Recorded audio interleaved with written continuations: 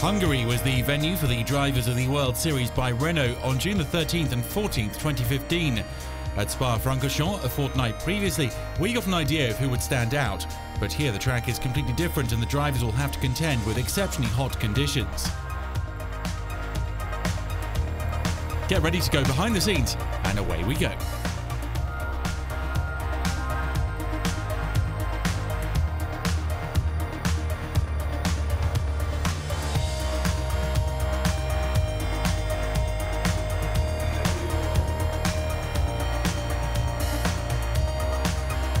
Welcome to Budapest for the second round of the Renault Sports Trophy Championship. Follow us with Zelle Racing through this weekend and have fun. He's the man in the shadows. Without men such as this, things would not go according to clockwork. Filippo Zanier is the category manager of the Renault Sport Trophy, an essential role so that everything runs smoothly. In a weekend, you have three main actors, which are Renault Sport and the championship organization on one side. Then you have the race director and the stewards, and then you have the teams and drivers. I am the link between these actors. You can identify two main strong points of the championship. One is the cost-performance ratio. In terms of performance, is in between GT3 and DTM, but actually much closer to DTM than to GT Racing at a fraction of the cost. And it's something that nobody managed to do before. Second thing is the fact that the drivers are actually challenging each other on equal machinery. It's something that usually doesn't happen at this level. And to maintain this cost-performance ratio, all season long the teams are subject to limitations. That spices up the races. We have limited the sets of tires available for the weekend to 3 sets. So the cars actually do around 5 hours 50 minutes of running on 3 sets of tires, which is amazing. Then for the engine, we have an engine that is not a limitation, but it's the reliability. We have an engine that can run for 15,000 kilometers before needing a revision. This means more than 2 seasons of World Series racing before overhauling the engine.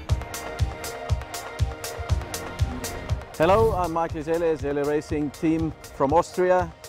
I will show you around with our team, so follow me. We have on this side car number 9 with our 2 drivers Vittorio Ghirelli and Philippe Bourgeois. On the other side we have car number 11. It's driven by Bas Schotthorst and Philippe Hesebroek. On the pit wall we have control stand, so where we basically follow the race, and this is basically where our 2 race engineers work and where our crew chief is during the endurance race to take care of the pit stop window and the driver change and everything. John is looking after car number 11 together with Cedric. He's from France. And we have Daryl, he's running car number 9. He's been already a mechanic for Vittorio Ghirelli in MotoRTV in 2013 with Supernova when he won the championship. So also there is a friendly relationship between the driver and the mechanic. So they all know each other for quite a while. It's like a big family. We really get on really well. This is the brain of the team. We have Brian Ireland working with us as an engineer this weekend. Also Adamo, he's a very experienced guy, an Italian engineer. And they work really well with the drivers. They do a very good job, so I think also from this side we're well sorted. We have a team truck, so if you follow me I'll show you around how it looks inside. Rear part of the lower deck we have the driver's corner where they use the space to leave all their stuff, the helmets and the overalls. This is where we sit down if we have something important to talk and if we don't want anyone else to listen.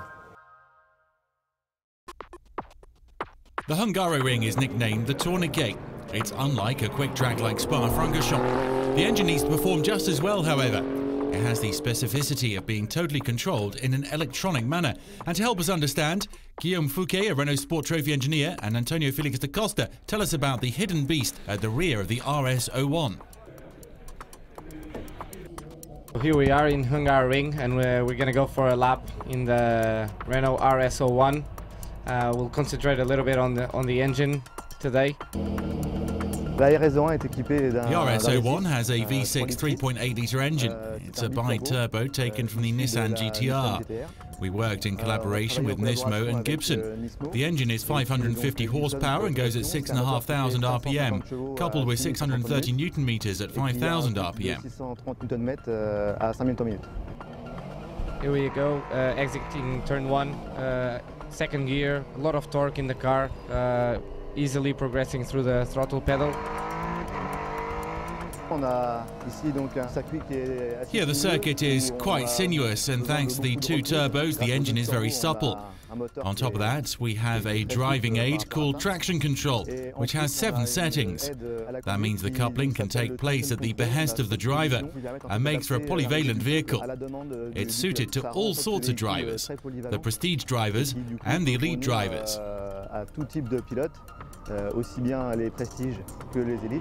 And now coming down to the part of the track where you really can make up a lot of time, the last 2 corners, 13, 14. Very hard to get the traction there, very long corner to the left, and the same here on the last corner, right-hand side corner, very, very long. Pick up the throttle very early, the rear end wants to come away from you. The pedals are adjustable and the driver can select them at his wheel. There are 4 positions available, from the most aggressive to the most supple. And there we go, that's a lap on the Hungaroring. The first round of the Renault Sport Trophy in Belgium saw 3 different winners. The first victors were David Fumanelli and Dario Capitano in the endurance race. The Italian duo have a similar level, and that allows them to battle it out among the leading positions. I found the perfect place for me in Oregon team. Jerry, the team principal, really put his faith on me, so I'm happy to be with them. The team is a really high professional team, and the result that they got in the Megane Trophy show it well. We have not a lot different style of driving, so we can help for the setup. I help you, he helped me. I have less experience than Davide, so he can help me a lot. He didn't win at Spa, but he did get onto the podium. The Spaniard Tony Fawn races with Art Jr. in the prestige category. He's getting used to the car as the races tick by and has elevated objectives for the season. We're at the Hungaroring, which is a very technical circuit with very precise racing lines. There are several spots where you can overtake, and that promises good battles for the podium. Y será un circuito donde vamos a poder tener una buena batalla para conseguir estar en el podio. This year, I would like to win the Prestige Championship, and thanks to that, I'd be able to take part in the 24 Hours of Le Mans in the LMP2 category in 2016. I'll do everything to battle it out for the title.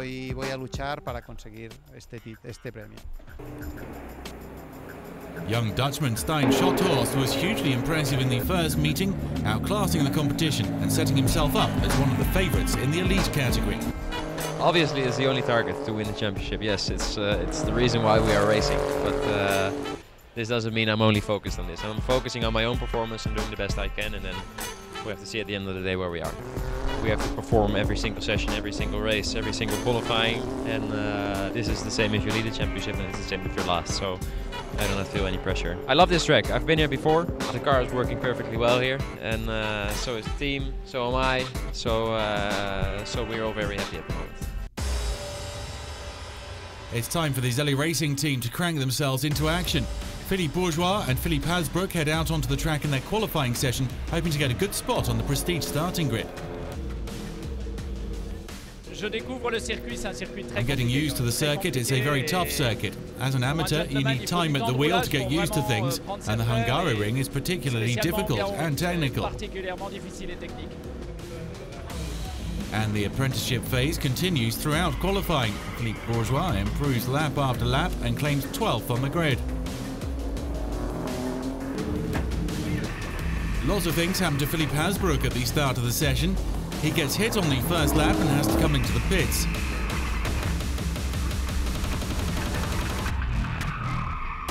It's difficult for him to get up to speed, and he qualifies down in 11th. Richard Gonda takes pole in 1:43.261 in front of Dario Capitano, who is 5/10ths back, and Stefano Constantini of V8 Racing.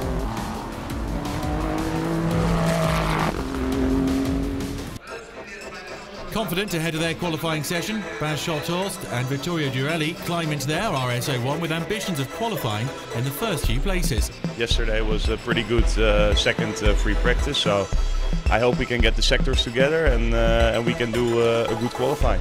But the Dutchman totally messes up his qualifying session. He never manages a flying lap and has to content himself with a mere 12th place, and that means it's already looking dodgy for the racing. In the leading positions, Roy Geerts and Wolfgang Rape are 4th and 3rd respectively. On the front row, Stein Schotthorst is on pole in front of the Italian Vittorio Girelli, who has put some colour back into Team Zelle. The lead and 4 are separated by under 3/10ths.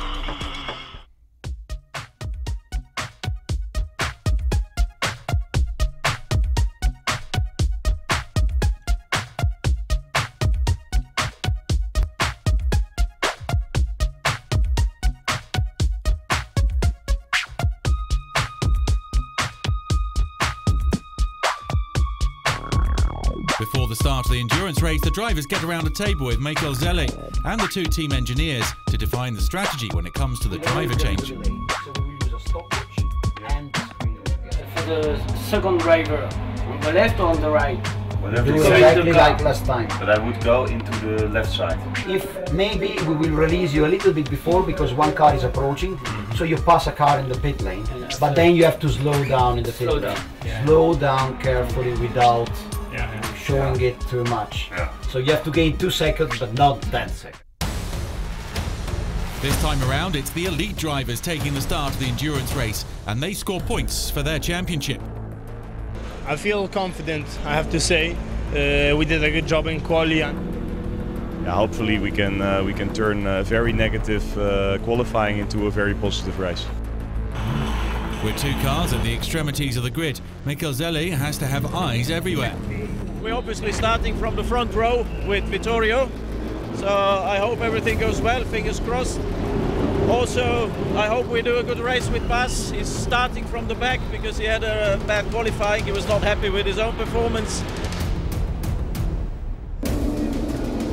The start happens at precisely 3:55, and the Hungaroring is the tightest track of the season.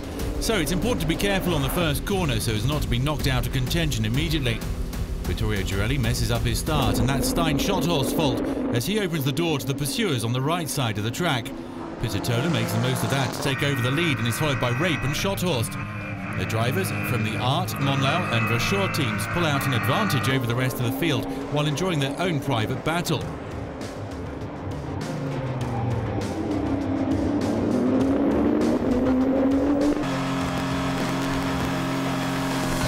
Stein Schotthorst gets the better of his rivals and never relinquishes the race lead.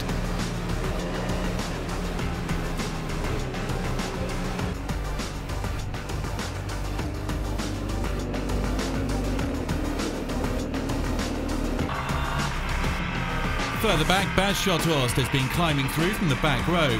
The Dutchman is on fire and works his way up to 7th, behind his teammate a few laps before the driver change. Bas had a very good start. He was cautious in the beginning, but he chosen the correct position on the inside, and he gained 5 positions, so he's on P7 now. So will be very difficult to overtake. Let's see what happens. The Team Zelle Racing number 11 is the first to stop. A driver change which takes place without a hitch, and it's Philip Hasbrook now at the wheel of the RS01.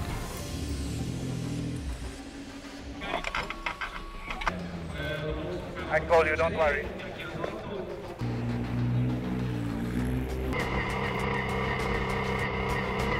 The Girelli Bourgeois change is much more laborious. They lose more than 30 seconds and slip from 6th to 10th.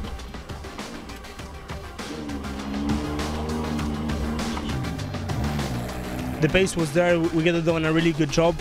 I felt very fast, but it's racing, so we'll focus on for tomorrow. Up in the leading positions, everything alters after the driver changes. Your own shot horse chooses to open the door to his rivals and slips to 5th, even if he does try to keep pace with the leading contenders. Cebriant, Capitano, Gonda and Nalio throw themselves into the fray. David Cebriant takes over the race lead. Up until the end of the race, Dario Capitano puts pressure on the Spaniard, but it's all in vain. He even comes under attack from teammate Nicolo Nalio, who makes a mistake and sees himself ejected from the top 3. Richard Gonda and Andrea Pizzitola are podium regulars at the start of 2015, and they climb onto the 3rd rung. Over at Zelle Racing, Philippe Bourgeois and Philippe Hansbroek weren't able to compete with the others, and even if their lap times improve, they have to contend themselves with 10th and 9th respectively.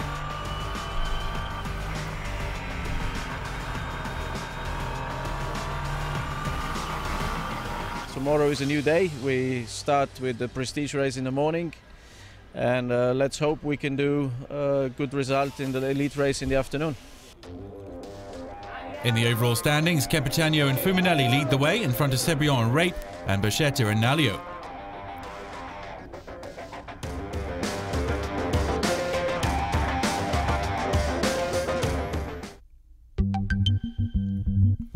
Philippe Bourgeois and Philippe Hansbroek are the 2 prestige drivers in the Zelle Racing team. They're used to racing together, and this season they've set themselves the challenge of christening the RS01 in the Renault Sport Trophy. C'est notre 3e saison ensemble, on s'est toujours très bien entendu, on s'apprécie l'un et l'autre, mais sur la piste c'est chacun pour soi. Well, it's each man for himself. C'est un très beau challenge avec une mécanique, il y a tout le savoir-faire de Renault derrière cette voiture, c'est vraiment une très belle réalisation. Le fait de rouler avec un pilote qui va beaucoup plus vite que moi, c'est ma première motivation, c'est d'essayer de combler l'écart, it's up to me to try and reduce the gaps qu'il y a entre lui et moi, et c'est vraiment une grande motivation pour moi. Finalement, on ressent, même si on n'a pas tout à fait les mêmes niveaux de performance, even if we're not at the same level, we have the same feeling. And it's a great apprenticeship. Les échanges avec les mécanos, the exchanges with the engineers and the mechanics are really good, and we're optimizing the car. They start 11th and 12th, that means the start's vital if they're to climb. Zelle takes the opportunity to offer the last bits of advice. I told them to stay out of trouble in the first corner because we had contact in the races at Spa. Richard Gonda starts on pole and he shares the front row with Dario Capitano. Diedrich Saitov, the winner at Spa, makes an excellent start and is 3rd coming out of the first corner. By way of contrast, the other V8 racing driver, Constantini, loses several positions.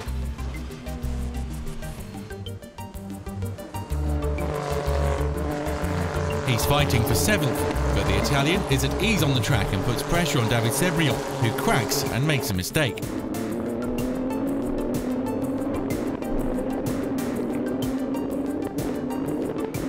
Nalio attacks Constantini for 5th place. The Oregon driver is extremely rapid on the track. He overtakes his rivals one after the other, up to fighting Diedrich Saitov for a place on the podium.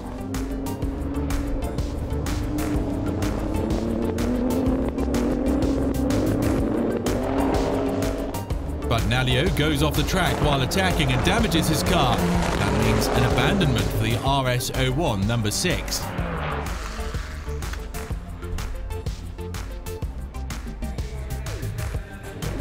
Over at Zelle Racing, there's an intra-team battle, and in the end, Bourgeois gets the better of Hansbroek.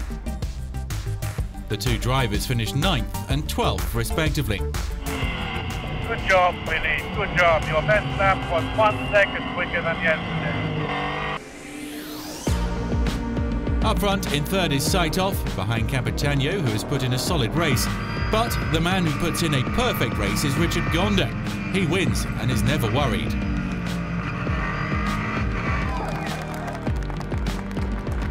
In the standings, Diedrich Saitov leads by 2 points from Richard Gonda.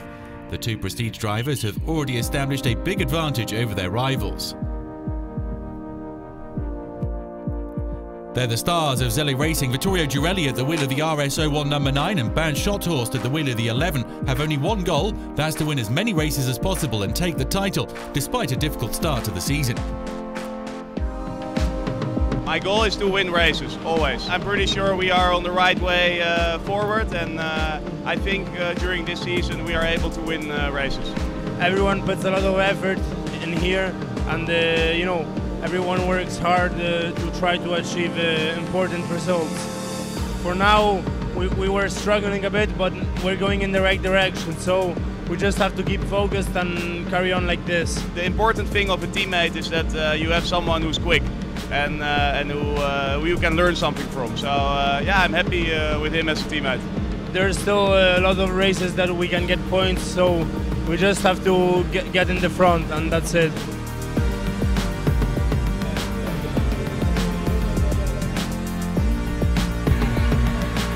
I'm quite confident. The pace should be good. The car is sorted, so Vittorio is fully motivated. I hope it's going to be great. And we're away racing for the final time of the weekend. Stein Schottl, so the For Sure team, doesn't make the same mistake as in the endurance race and manages to hold on to his advantage. Vittorio Girelli is surprised by Roy Geerts and Wolfgang Reip, but immediately riposts to take third. Wolfgang Reip presses hard, but the Monlo competition is soon caught by Andrea Pizzitola, and the two drivers are involved in their own private battle. That allows Vittorio Girelli to pull slightly clear. Up front, it's as easy as you like for Roy Geerts, in blissful isolation in second, while Stein Schottl, with now, masters the race. Baz Schottl doesn't make as good a start as the previous day, and the Dutchman is stuck in the peloton. We hope that our gamble will pay off, and towards the end of the race we'll have a chance to attack, but it's going to be difficult. Schottl attacks his rivals, but nothing comes off for him. On the penultimate lap, he gives it an all-or-nothing shot, and there's contact, a mistake that proves costly as he's relegated to last.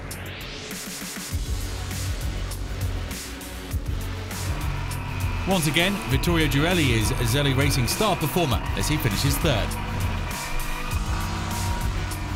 We're happy with the podium. We finished on P3. a good end to the weekend. Roy Geerts finishes second, and it's no surprise that the identity of the man in front of him is Stein Schottl, victorious for the second time this season.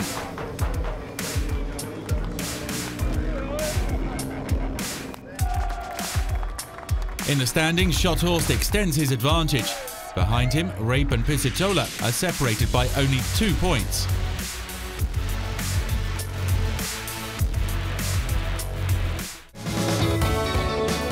The Hungarian round is over, and now it's time for the summer break. The teams will be back on September the 5th and 6th at another of the top European circuits, Silverstone in Britain.